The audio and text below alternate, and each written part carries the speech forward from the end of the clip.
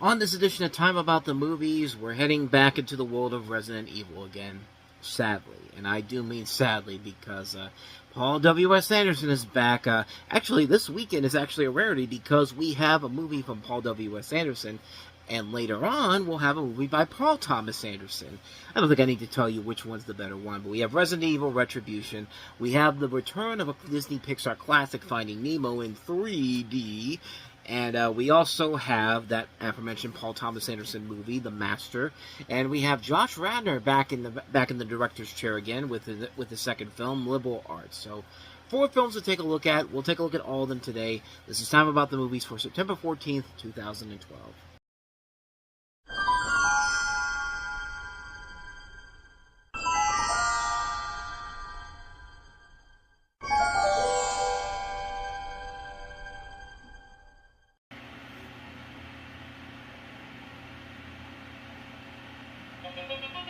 Technology is changing our world, My name is John, and this is my world. making what was once impossible My name is Anna, and this is my world. possible. My name is Yumiko, and this is my world. With technology advancing so rapidly today, My name is Sven, and this is my world. imagine what our world will look like tomorrow.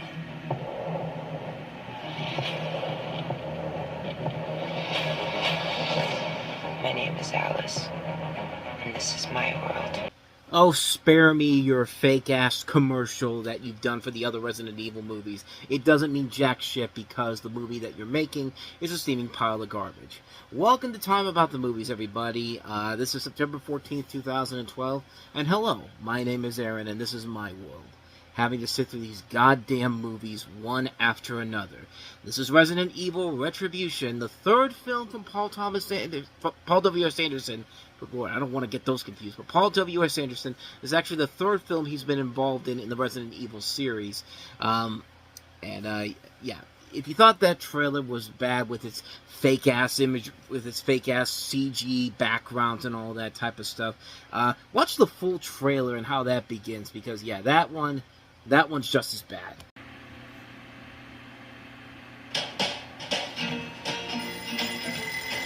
Come on, babe. Rise and shine. Let's get that beautiful ass out of bed. You want cereal? Want a tiger? Please get a room. Sorry.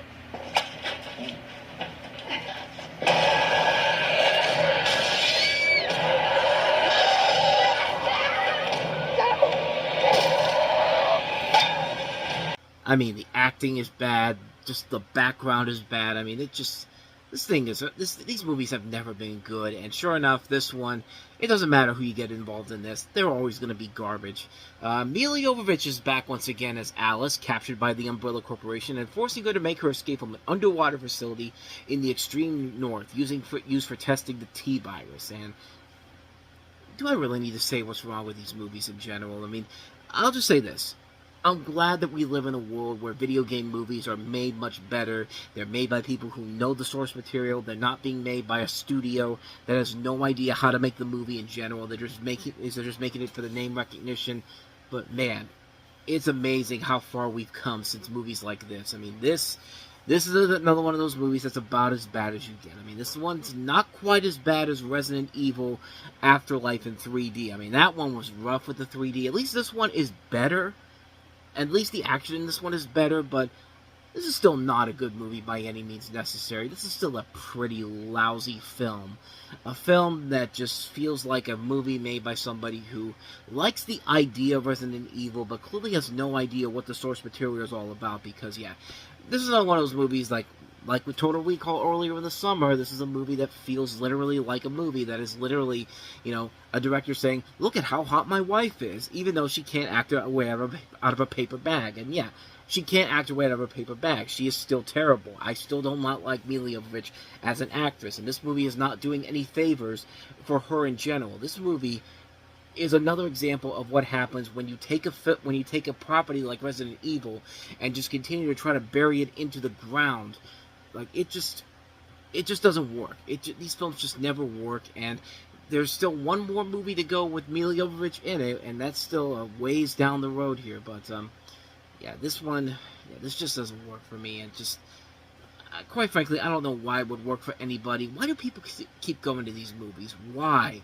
This is the 5th movie. You'd think by movie 5 you would figure out that these movies are not worth it. If you're a Resident Evil fan, you should be hating what this guy does to your property. I mean, honestly, like, I digress. So how about we get to some good movies, some good classic films. Let's go ahead and get to our next movie, and that is Finding Nemo.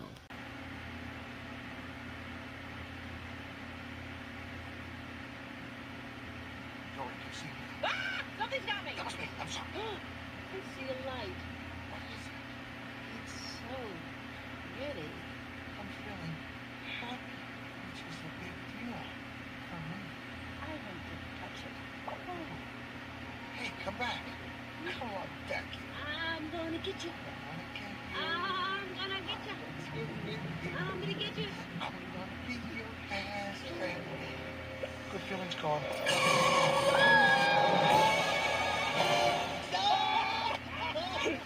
All right, get it. I gotta find my son Nemo.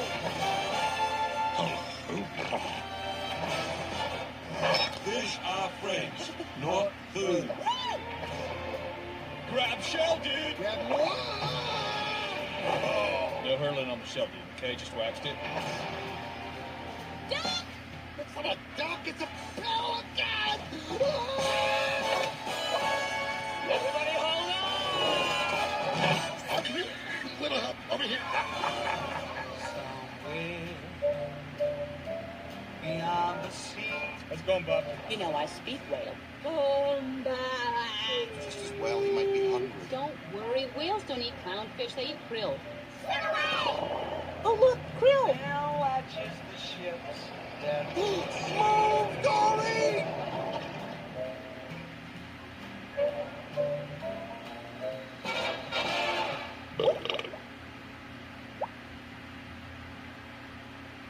Nice. So once again, we're seeing what Disney's success previously with The Lion King and Beauty and the Beast, and now they're saying, hey, let's do it with Finding Nemo, because not only will we make money because it's a classic in 3D for the first time, but we also want to see if we can test this out to see whether or not a Finding Nemo sequel will be profitable. And while this one was not as successful as The Lion King, it was just as successful as, say, Beauty and the Beast. I mean, Beauty and the Beast did make a decent amount of money at the box office overall, despite not making anywhere near as much as The Lion King did, but I mean, it was essentially Disney's way of putting these movies back in theaters and then giving them a proper Blu-ray release later on down the road, because this eventually got a Blu-ray release that Christmas, and it was the first time this got a Blu-ray release overall. But I don't think I need to tell you what the plot of the movie is. Albert Brooks plays a clownfish who tries to go find his son, who gets taken to an Australian dentist office, and he gets the help of another fish played by Ellen DeGeneres, who has a memory loss. She has a short-term memory loss, and so they go off on this crazy adventure to go find his son, and the rest is kind of what you expect it to be. I don't think I really need to tell you how great this movie is. I mean, I've talked about it before. This is actually the second time I went to go see this movie in theaters, since I saw it originally in theaters back in 2003, when the movie was coming out and becoming a success, and it was worth checking it out again to seeing it on the big screen overall. And like I said, this was a movie clearly made to see if Finding Dory, the sequel that we eventually get, could be profitable, and as it turns out, it was very much profitable. It actually ended up being a big success, and I'll explain more of that when we get to 2016. But as of right now, Finding Nemo in 3D was definitely worth it seeing it in 3D. So let's go ahead and get back to some movies, newer movies. Let's go ahead and move on to the other Paul Anderson movie this weekend, this time from Paul Thomas Anderson. That is The Master. A secret. The source of all creation. We record everything through all lifetimes. Good science allows for more than one opinion. Otherwise, you merely have the will of one man, which is the basis of a cult. He's making all this up as he goes along. You don't see that? You are an everlasting spirit. I don't want to hear this. Just say something that's true. Rated R. And needless to say, this is one of Paul Thomas Anderson's more kind of pretentious movies in general. But this is based off of a There's lot of different variations of where the inspiration for this came from. It was partially inspired by L. Ron Hubbard, who of course was the founder of Scientology. Earlier drafts of Anderson's previous film, There Will Be Blood, the novel V by Thomas Pynchon, who he would later use as for his next film, Inherent Vice, which is also, I believe, a Thomas Pynchon book. John Huston's documentary, Let There Be Light, about World War II veterans with PTSD, drunken Navy stories that Jason Robards had told him while they were making Magnolia, and the life story of author John Steinbeck.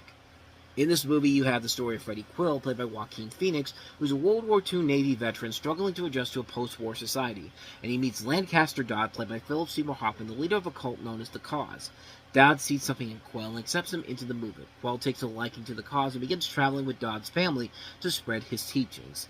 You also have Amy Adams and Laura Dern in here, and like I said, this one is a movie that's kind of got its head up its own butt, like in terms of like, it's kind of pretentious for its own good, but does it make it a bad movie? Not exactly. I mean, I won't say it's a great movie overall, but it's definitely a movie that I feel like is like I said, a little bit too up its own you-know-what, but I think what carries it overall are the performances in here. Joaquin Phoenix is very good in here. Philip Seymour Hoffman works for it pretty well. Amy Adams is pretty good here. Laura Dern. There are a lot of good performances in this film. I don't think it's one of Paul Thomas Anderson's best movies. I think he's made so many better films. But this one isn't necessarily terrible, but it's definitely a movie that's got its head up its butt pretty badly. But, yeah, mixed opinion on that one. I don't think it's one of Paul Thomas Anderson's best films, but certainly not one of his worst ones either, So with that said, let's go ahead and move on to easily the best movie of the week, in my opinion. That is Josh Radnor's follow-up to Happy, Thank You, More Please, Liberal Arts. What the hell are you doing? I don't know. Nobody feels like an adult. It's the world's dirty secret. I never met anyone that I trusted until now. I'm 35. It doesn't bother me. Well, it bothers me. My advice to you is put some armor around that gooey little heart of yours.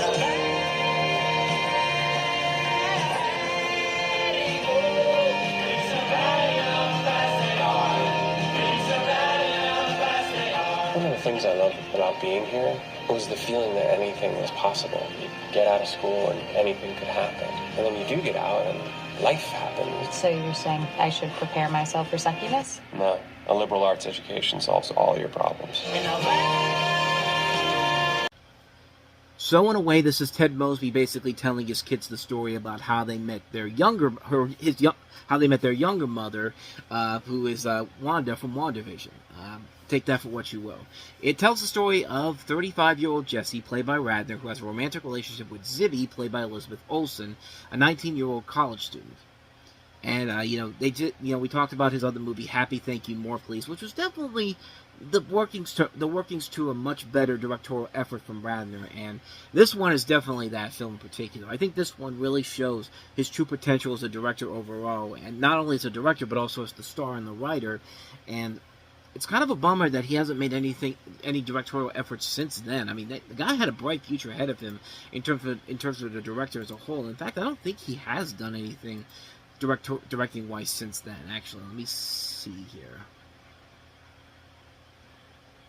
No, that's it. I mean, he had Happy, Thank You, More Please, and then Liberal Arts, and then he just essentially went back to doing acting roles in general here. And, it's a really good movie, and it shows what he can really do as a whole. I mean, he's got that same kind of feel that Zach Braff had when he made Garden State 8 years prior to this. And Garden State's one of my favorite movies. This one, I think, is really, really solid. I like the chemistry between him and Elizabeth Olsen. Again, this is one of Elizabeth Olsen's early film roles that showed that that's where the talent in the Olsen family really went to. Not to the Olsen twins, but to her. And you got great performances by great actors, Richard Jenkins, Allison Janney. This was a really good movie. It was definitely one of the year's biggest surprises on so many levels. This is a really solid film, a great directing effort by Josh Radnor, a great starring effort by him, and one that really doesn't get talked about all that much. It's a really good film. I can't recommend this one enough. If you haven't seen it, definitely check out Liberal Arts. And you can see that Ted Mosby is not only a great architect, but he has the potential to be a great writer and director as a whole. I mean, two really solid films, but this one's definitely his best one so far. Liberal Arts, can't recommend this one enough. And thus, with all that said, we wrap up another episode of Time About the Movies, and we're finally finally getting to the time when the studios are putting out the movies they believe in. Whether or not they're actually good is up to be determined. But the first weekend here that we have here, 5 films, and a lot of them are pretty good ones. We got Jake Gyllenhaal and Michael Pena starring in David Ayer's End of Watch. We have Jennifer Lawrence following up her success with The Hunger Games earlier in the year with the horror film The House at the End of the Street. We have Clint Eastwood's latest film with Amy Adams and Justin Timberlake among the cast, Trouble with the Curve. We have Carl Urban starring in the reboot of Judge Dredd, simply known as Dredd. And we have Emma Watson alongside Logan Lerman, and also, who's the last guy here? It's not Anton Yelchin, is it? Ezra Miller, of course. How can you forget Ezra Miller? This was back when we actually liked Ezra Miller. Starring in the coming-of-age romantic comedy, The Perks of Being a Wallflower. So we got 5 movies overall, and most of them are pretty good, with a couple of exceptions we'll delve into here. But we'll take a look at all 5 of those movies coming up tomorrow on the show. But with all that said, thank you so much for watching this. I hope you enjoyed it. If you did, please go ahead and do me the honors of hitting that like button, that subscribe button, and that notification button. Also, don't forget to check out our playlist, and don't forget to check out the last episode we did. So with all that said, whether it's in the past, the present, or the future, I will see you at the movies. Take care.